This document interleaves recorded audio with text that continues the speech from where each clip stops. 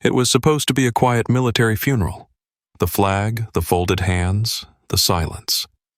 But right as the chaplain began to speak, a soaking wet dog ran through the crowd, carrying something in its mouth. At first, people thought it was just lost. But when it walked straight to the coffin and refused to leave, one old man whispered, "That's not just any dog. That's his partner." What happened next left every soldier in tears and changed the entire funeral. It started like nothing. Gray sky, soft rain, barely enough to need an umbrella. At the far corner of Willow Grove Cemetery, a small military funeral had been arranged, just a standard burial, flagged by the county's veteran services. No guests were expected. No flowers were sent. No names had been written in the sign-in book. The coffin sat alone under a green tent canopy, draped in the American flag. The funeral director, a quiet man named Carl, checked his watch. 10:57 a.m. 2 VA staff stood silently under umbrellas. A bugler stood off to the side, shivering with his trumpet tucked beneath his coat. They waited. At 11:05, Carl cleared his throat and muttered, "We'll give it 5 more minutes." But deep down, he already knew. Staff Sergeant Robert Keller, Bobby, according to the file, had died with no listed family. No emergency contacts. No one had called to claim his medals. The coroner found him alone in his trailer, collapsed from a stroke. His body had been discovered days later after a neighbor called about a smell. He was 63, a Marine, then K-9 handler in the Army, served 3 tours overseas. Carl had read the file. He always did, out of respect. But now, standing in the silence, he felt the weight of it. This man served his country, and he was going into the ground alone. Until, crunch, crunch, someone turned. It wasn't a person. It was a dog. A large German shepherd, soaked from nose to tail, muddy, one back leg dragging slightly. Everyone froze. The dog made its way slowly toward the casket, not barking, not panicked, focused, like he knew exactly where to go. In his mouth, he held something, a worn-out, half-chewed tennis ball, covered in grime, but still clearly treasured. Carl didn't move. No one did. The dog walked under the canopy, sat down beside the casket, and let the ball fall softly onto the wet grass. Then he curled up next to the wooden box, laid his head on the edge of the flag, and closed his eyes. For a second, no one breathed. The bugler blinked. The VA rep wiped his glasses like he needed to make sure he was seeing it right. Carl finally whispered, "Whose dog is that?" No one answered. Because deep down, they all felt it. This wasn't just a random stray. This dog came here for someone. He came for Bobby Keller. For a while, no one said anything. The only sound was the steady tapping of rain on the canopy tarp, and the dog's slow, heavy breathing. His fur was matted, his ribs slightly visible. He wasn't just tired, he was worn down, like he'd been carrying grief on 4 legs with no one to see it. Carl finally pulled out his phone and took a picture. Not to post, just to remember. Something about the moment felt sacred. That's when an old man in work boots and a maintenance vest stepped forward from behind the trees. His name was Denny Morales, cemetery groundskeeper for almost 30 years. He didn't even hesitate. "That's Shadow," he said, voice low but sure. "That's Keller's dog." The VA rep blinked. "His what?" "His K-9 partner," Denny explained. "Used to see him every Sunday. Keller brought him to visit this place. They'd sit under that oak tree back there. Just sit, like they were waiting for something." Carl stepped closer. "But I thought Keller lived alone." "He did." Denny nodded. except for that dog. He took a few steps toward Shadow. The dog didn't flinch, but he didn't move either. He kept his head pressed against the coffin like he was guarding it. Denny squatted beside him. "Hey, buddy," he whispered. "I remember you. I do." He reached out slowly, open palm, no sudden moves. Shadow sniffed once, then rested his muzzle in Denny's hand. The tension broke. That's when more came out. Denny told them the rest. Keller had retired from the Army nearly 12 years ago. Worked as a security guard for a while. Quiet guy.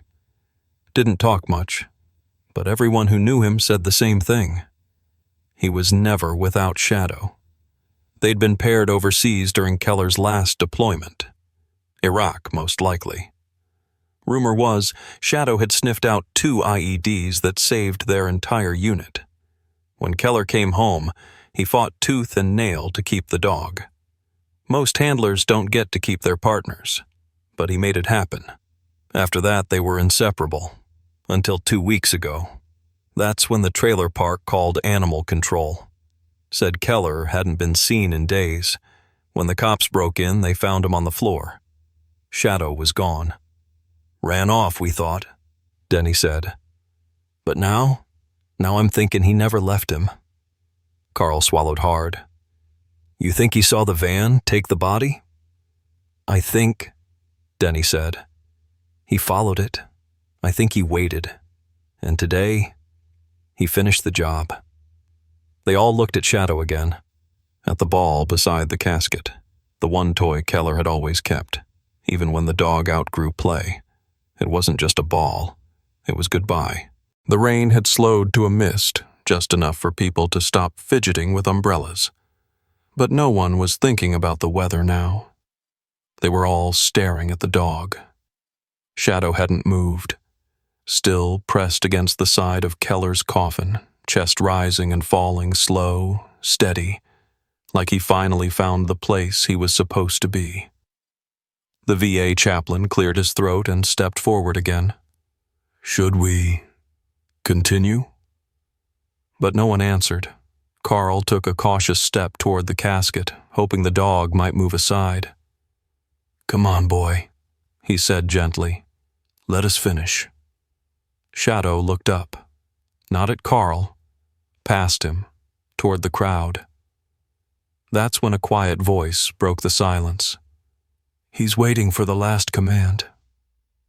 Everyone turned. It was an older woman standing at the back of the group, umbrella folded at her side, drenched, barely breathing. But her voice was steady. "I'm Marlene," she said. "I was Keller's neighbor. He used to train Shadow with voice commands, never raised a hand to him, not once. That dog wouldn't eat, wouldn't drink, wouldn't move, unless Keller told him it was okay." She stepped closer. "That ball? He only carried it when he needed comfort." Carl turned to the chaplain. "Can you do it?" The chaplain blinked. "Do what?" "Dismiss him." The chaplain swallowed, nodded, then knelt in the mud, just a few feet from the dog. He lowered his head. His voice cracked a little when he said it. "Shadow, you did good. Job's done, son. At ease." For a long second, nothing happened. Then Shadow stood, slow, careful, like every muscle in his body was trying to obey something sacred. He sniffed the side of the coffin one last time, let out a quiet whine, then padded 3 steps backward and laid down, not on the grave, but beside it. He didn't leave. He just stood down. The priest tried to pick up where he left off. A few words stumbled out. Something about rest, about honor. But no one was listening anymore. All eyes were on the dog. Shadow wasn't guarding the casket now. He was beside it, lying down in the mud, soaked fur plastered to his sides. But he wasn't resting. Not really. He was waiting, not for a treat, not for a walk. Waiting like a soldier still on duty, until someone gave him permission to leave. The kind of waiting that breaks your heart. A couple veterans in the back took off their hats and held them against their chests, not because they were told to, but because something about the moment just demanded it. Raw respect, like watching the flag go half-mast in slow motion. Then, from the front row, a soft, clear voice cut through the silence. "I think you all need to see this." Heads turned. It was Mrs. Callahan, a quiet woman in her 60s with a clipboard always tucked under one arm. She'd been Keller's caseworker at the VA for over a decade, the kind of person who never raised her voice but never missed a detail. She stood up with purpose and held a navy blue folder in both hands. Waterproof, military grade, worn from time. "This was submitted 6 months ago," she said, eyes scanning the crowd. I sat across from him while he filled it out. The rain had stopped completely now, just a damp quiet hanging in the air, like even the sky was listening. Mrs. Callahan opened the folder, hands steady, and pulled out a typed document. The top was marked, "Supplemental Burial Preference Form, Personal Addendum." "Keller told me he didn't want to be alone," she continued. "Not in life, and not after. He said Shadow was more than a service animal.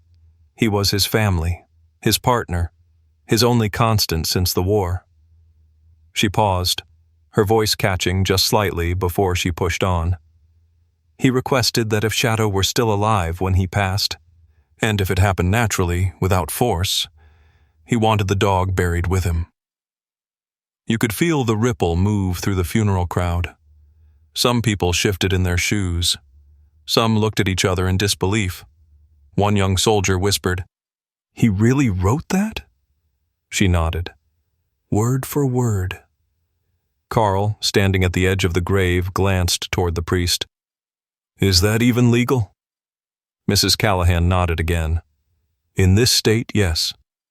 As long as the dog passes naturally and there's written consent. He didn't want Shadow put down just to join him. But if the dog ever came to his side again, he wanted him to stay."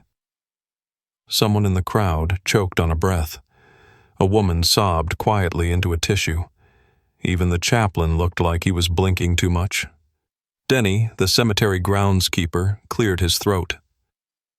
"I'll dig the second plot," he said. "No extra charge." The crowd parted as he stepped forward, boots sinking into the wet earth. "Small one, right beside him, just like they sat under that oak all those Sundays."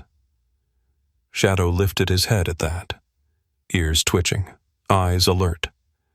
Not like a wild reaction, more like recognition, as if he knew. Like maybe he heard his name in Keller's voice, even now. One of the vets knelt beside the casket and gently placed Shadow's worn green tennis ball on top. Not polished, not symbolic. Just his ball. Keller's ball. Shadow's gift. Not a toy. A memory. And then, no one spoke for several long minutes.